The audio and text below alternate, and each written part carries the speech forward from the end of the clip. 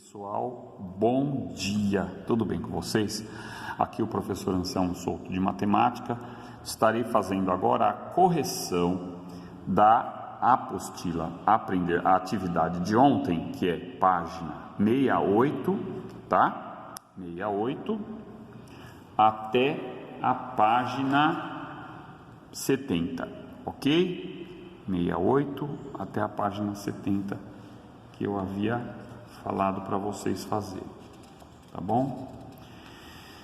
Bom, o importante é estar com a apostila em mãos, porque eu estou fazendo, fica ruim para eu colocar assim, tá? Para mostrar para vocês, ó, mas essa é a questão número 1, eu tenho aí então, que eu vou falando e você vai acompanhando pela apostila. Então vamos lá, questão número 1, ele diz assim: considere que o lado de cada quadradinho da malha meça ou mede 1 centímetro. Observe os quadriláteros. Então, pessoal, cada quadradinho desse aqui, ó, mede, tá vendo? Um quadradinho desse aqui mede 1 centímetro, tá?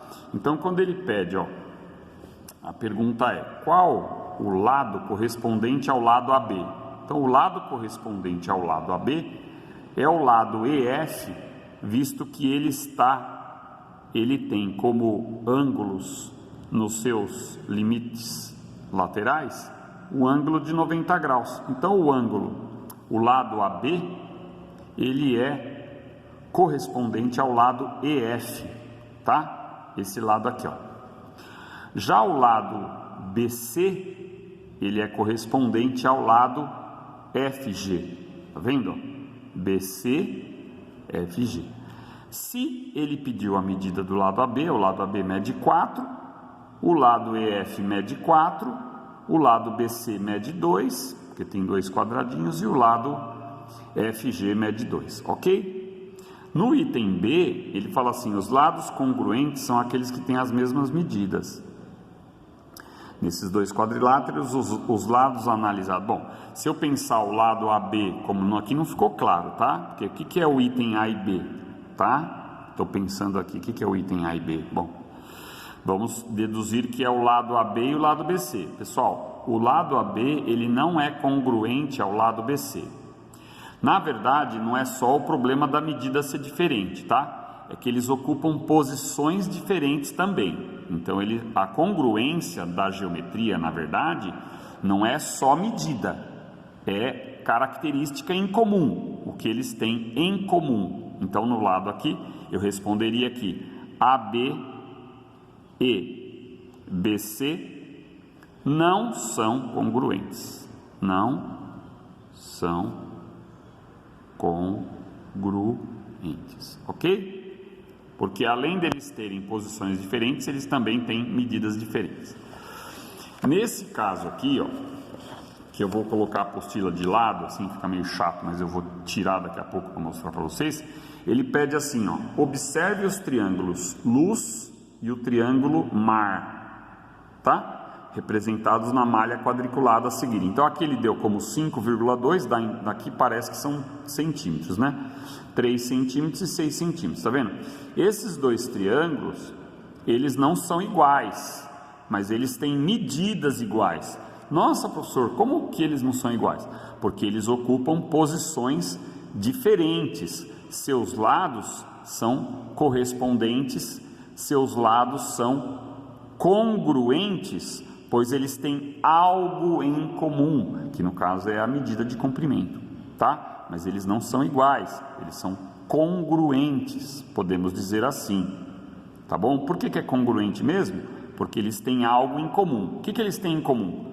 A medida de comprimento do lado, tá? Indique os lados correspondentes desses triângulos e as medidas. Bom, o lado ZL, que seja assim, 3 centímetros, ele é correspondente ao lado MA, que também mede 3 centímetros. O lado ZU é correspondente ao lado AR, que também tem 6 centímetros. O lado RM é correspondente ao LU, que tem a mesma medida, ok? Então, essa é a questão número 2. Pessoal, a questão número 3 já começa a ficar bem mais interessante, ó. Considere o lado de cada quadradinho da malha 1 centímetro, que o retângulo fila, esse retângulo aqui, ó, fila ele é uma ampliação do retângulo medo. Bom, qual o lado correspondente ao lado ME? Bom, se você pegar o lado ME, o lado correspondente é o IF ou FI, tanto faz a ordem, tá? Geralmente é a ordem alfabética, tá? Então vamos falar que os lados correspondentes são o ME com o FI. E o lado ED é correspondente ao IL, ó. Lado ED correspondente ao IL. Quanto que mede o ED? 3 centímetros. Quanto que mede o IL? 9 centímetros, tá bom? Só contar os quadradinhos. O lado ME mede 2 e o lado FI mede 6. Então nós percebemos que os lados correspondentes são multiplicados por 3, o fator 3. Aí nessa questão aqui, da página 70, né? Da página 70, ó, dá uma olhada, deixa eu colocar assim de lado, deixa eu colocar do mesmo lado que estava o outro, peraí. Ó, tá vendo? Aqui. O que eu estou vendo aqui? Ó? Na ampliação do retângulo medo, as medidas dos lados correspondentes sofreram alguma alteração. Justifique. O fator de alteração é o fator 3. Então eu escrevo 3, 2 pontinhos, 1, que é 3 dividido por 1. Na verdade, isso é chamado de escala de ampliação. Tá? Se eu colocasse 1, 2 tracinhos, 3, seria escala de redução. As medidas multiplicadas por 3, então eu respondo que as medidas foram multiplicadas por 3, as medidas dos lados, ou medidas lineares, medidas de comprimento, tá bom? Agora, na questão número 4, assim acho que dá para ver a questão, precisa arrumar aqui, tá? Isso daqui eu vou tirar, porque eu errei o desenho. Na malha quadriculada a seguir, construa o triângulo EFG, então eu vou colocar aqui, ó.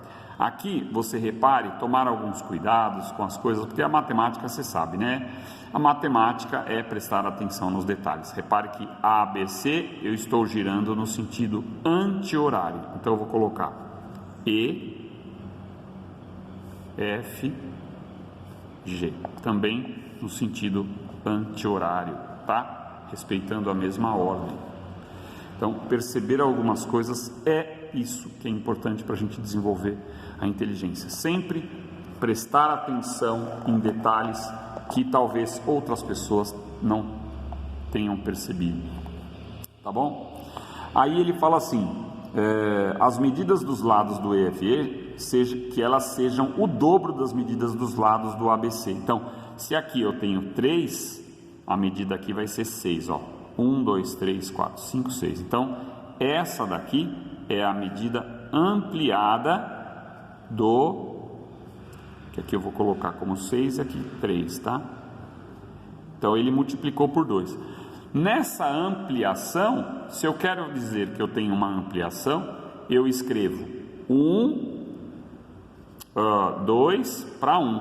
Eu tenho aqui uma ampliação, tá? Se eu quero uma redução, eu escrevo 1 para 2. Então, essa nomenclatura, quando eu quero falar que houve uma ampliação. E essa nomenclatura, quando eu quero dizer que houve uma redução. Tá bom? É isso, ficamos por aqui. Até a próxima atividade. Valeu!